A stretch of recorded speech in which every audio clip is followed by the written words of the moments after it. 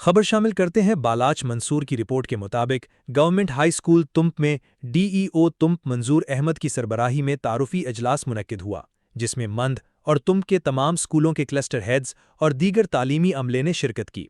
इजलास के दौरान तालीमी सरगर्मियों को मजीद मुअस्सर और बेहतर बनाने के लिए तफसीली मुशावरत की गई।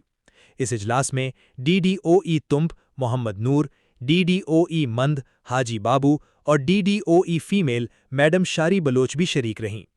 डीईओ तुंप मंजूर अहमद ने खिताब करते हुए कहा कि ज़िला तुंप में तालीम के फ़रोग़ और मेयार की बेहतरी पर मुकम्मल तवज्जो दी जाएगी और तमाम दस्तयाब वसाइल को बरूए कार लाकर तालीमी निज़ाम को मजबूत बनाया जाएगा।